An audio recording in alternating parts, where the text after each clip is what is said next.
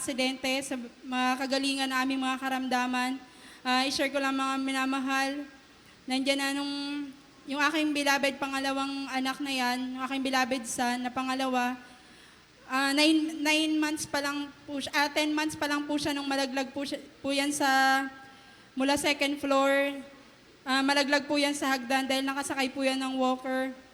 Nandyan mga minamahal na una yung ulo niya, talagang grabing pagkalamog ng ulo niya, halos wala nang buhay nung bumagsak yan, nang madampot ko yan sa baba, mga minamahal. Halos wala nang boses na umiiyak, wala nang boses na lumalabas sa kanyang mga minamahal, tanging luha na lang yung pumapatak.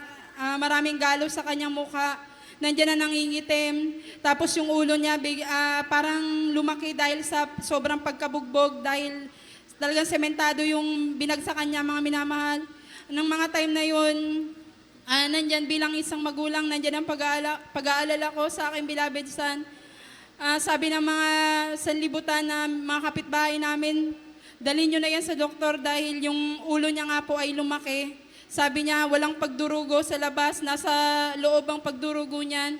Sa madaling sabi, mga minamahal, dinala namin sa ospital yung aking beloved son. Sa biyahe pa lamang, mga minamahal, ay talagang lantang gulay na yan na halos gusto niya nang matulog.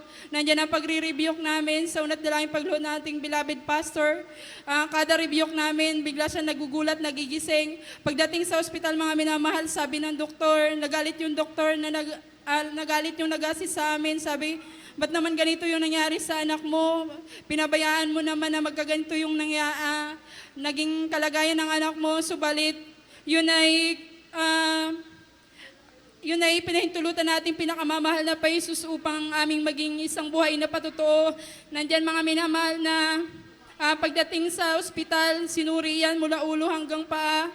Tunay na nagpa-back up prayer kami sa dako ng main church.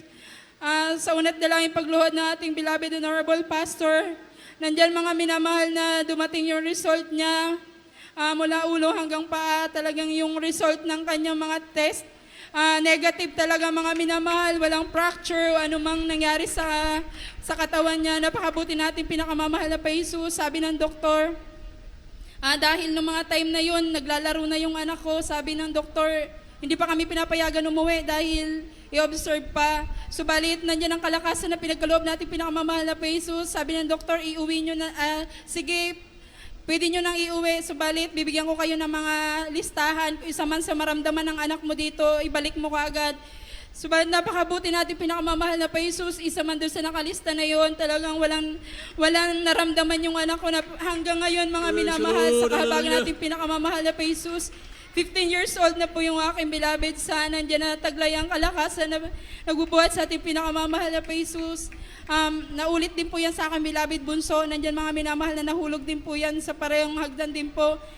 Linggo po yun, mga minamahal. Subalit, napakabuti natin pinakamamahal na pa Jesus. Imbis na dalhin namin sa pagamutan, dito po namin idiniretso, ipinabak a prayer po namin sa dako ng preachers area.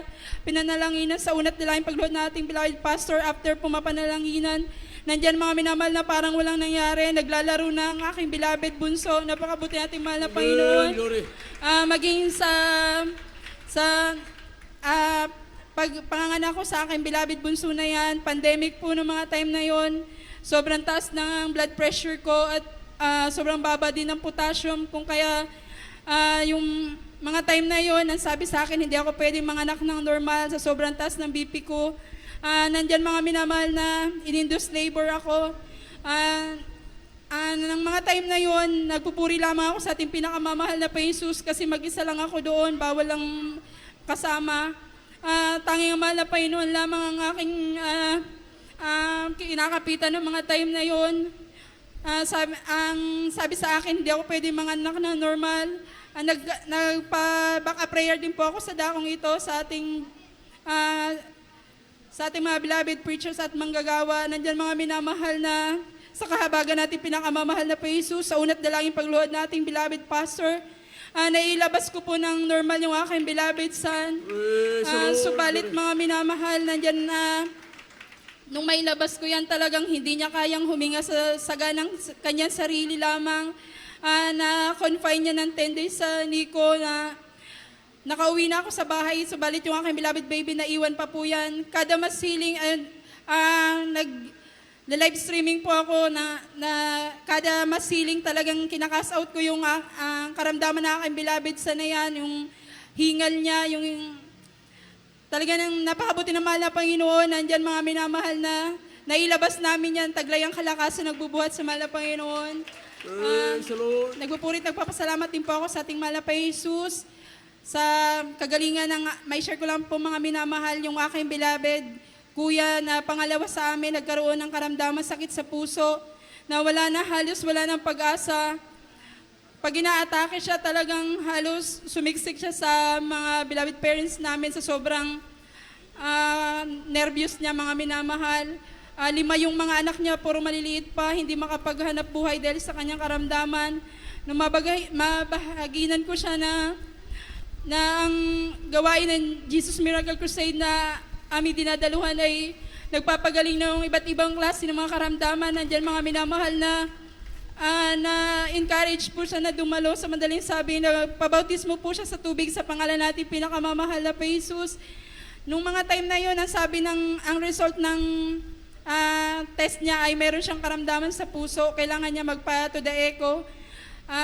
After po nun mga minamahal na mabautismohan siya dito sa dakong ito ng Binangonan, nakapagpa-to the echo po siya after niya po mabautismohan. Nandiyan mga minamahal, makuha niya yung result ng to the echo niya, makapagpa-to the echo po siya.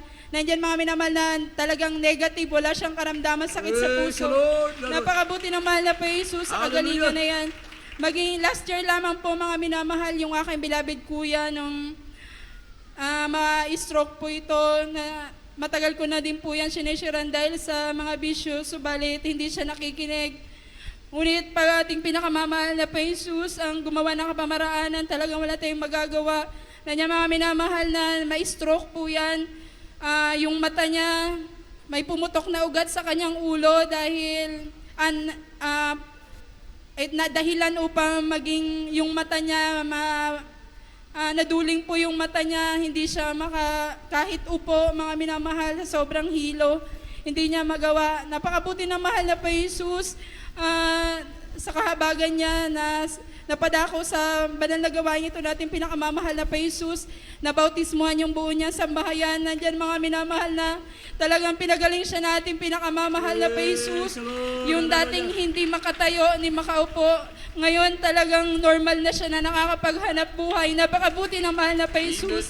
Marami pa po sanang dapat pasalamatan, ngunit baiksi po ating oras, kaya hanggang dito na lamang po ang lahat po ng kapurihan. Salamat ay tanging sa ating pinakamamahal na pa Jesus po lamang. Amen.